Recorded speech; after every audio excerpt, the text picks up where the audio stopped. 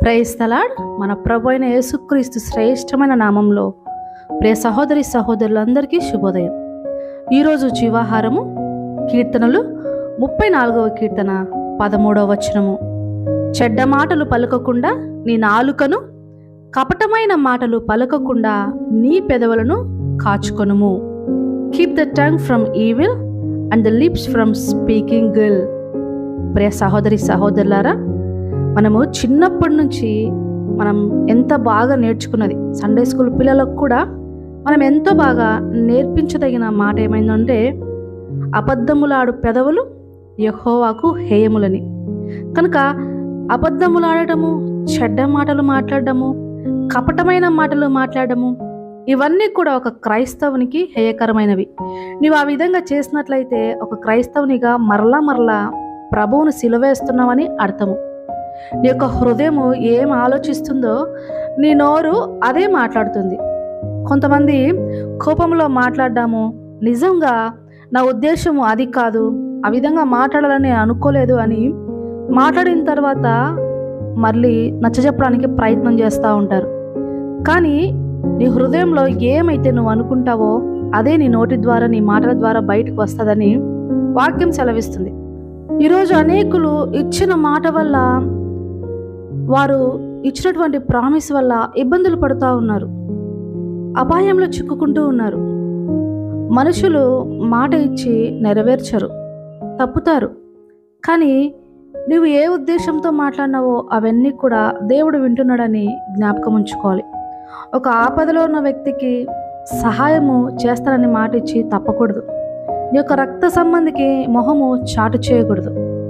యాకోబు రాసిన పత్రిక 1వ అధ్యాయము 19వ వచనంలో వాక్యం ఈ విధంగా సెలవిస్తుంది. నా ప్రియ సహోదరులారా, మీరు ఈ సంగతి ఎరుగుదురు గనుక ప్రతి మనుషుడు వినుటకు వేగిరపడువాడును, మాటలాడుకు నిదానించువాడును, కోపించుటకు నిదానించువాడును ఉండవలెను. ఎందుకనగా నరుని కోపము దేవుని నీతిని నెరవేర్చదు.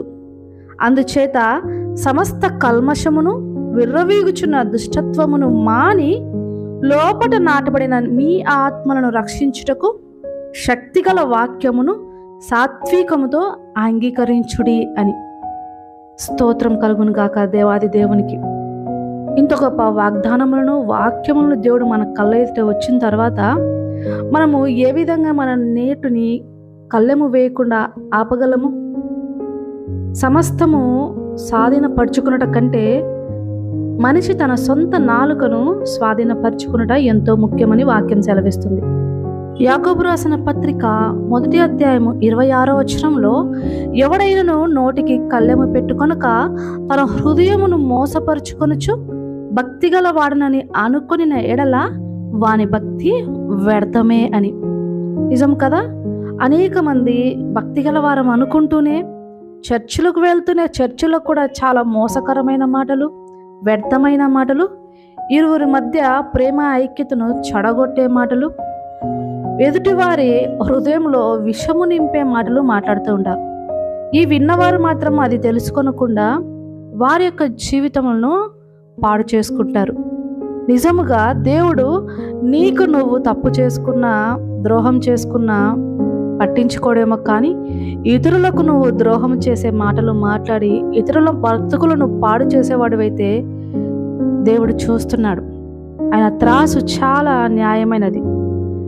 ఏది నువ్వు విత్తుతావో మనుషుడా మోసపోకు, దేవుడు వెక్కరింపబడడు. నువ్వేది విత్తుతావో దాన్నే కోస్తావని వాక్యం సెలవిస్తుంది. కనుక నోటి మాటలు మాట్లాడినప్పుడు జాగ్రత్తగా మాట్లాడండి. ప్రభువునకు ఆయాసకరమైనవి, పరిశుద్ధాత్మను దుఃఖపరుచునవి మీ నోట నుండకుండా జాగ్రత్త పడండి. ప్రతిదినము వాక్యములో జీవించండి. సమయోచితమైన మాట బంగారు పళ్ళెంలో పెట్టబడిన ఫలముల వంటిదని వాక్యం సెలవిస్తుంది.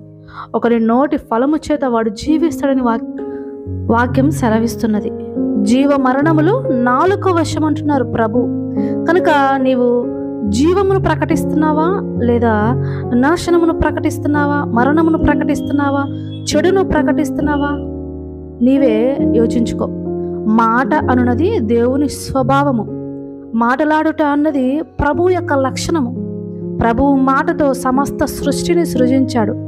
కనుక దేవుని లక్షణములను నీవు పుణికిపుచ్చుకున్న వ్యక్తిగా, ఆయన స్వరూపంలో చేయబడిన మనిషిగా నీ యొక్క మాట పవిత్రమైనదై, నిష్కలంకమైనదై, స్వార్థము లేనిదై, ఎటువంటి ధనాపేక్షలకు మోసములకు లొంగనిదై, ప్రభువును ఘనపరచు విధంగా నీ జీవితము ఉండులాగున దేవుడి వాక్యమును మీ జీవితాల్లో ఫలింపచేయును గాక.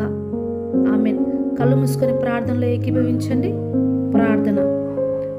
మహోన్నతుడా, మహాగణుడా, గొప్ప దేవ, రాజుల రాజా, ప్రభుల ప్రభువా, నా తండ్రిగా ఉన్నందుకు నీకు వందనాలు తండ్రి. నీ జనముగా ఉన్నందుకు నేను ధన్యుని ప్రభువా. నీ యొక్క పరిశుద్ధాత్మ సహాయముతో ప్రతిదినము నా జీవితంలో మంచిని మాట్లాడడానికి, మంచి యొక్క జీవమును ప్రకటించడానికి సహాయం చేయమని ప్రభువా, నీ సన్నిధిని మోకరిల్లిన ప్రతి బిడ్డను పేరు పేరున జ్ఞాపకం చేసుకుంటున్నాను. సహాయము చేయండి తండ్రి. మీ యొక్క వాగ్దానములకు వారసులుగా పిలువబడిన వారని మీ పోలికగా నడుచుకొని భాగ్యం ప్రతి ఒక్కరికి దయచేయండి. సమస్త లోటుపాట్లను సరిచేయగల దేవుని విశ్వసించి అడిగినవన్నీ పొందుకున్నామని సమస్త స్తుతి మహిమ ఘనత మీకే చెల్లిస్తూ నా ప్రభును నా రక్షకుడైన యేసు నామములో అడిగి వేడుకుంటున్నాను పరమ తండ్రి. Amen. God bless you all.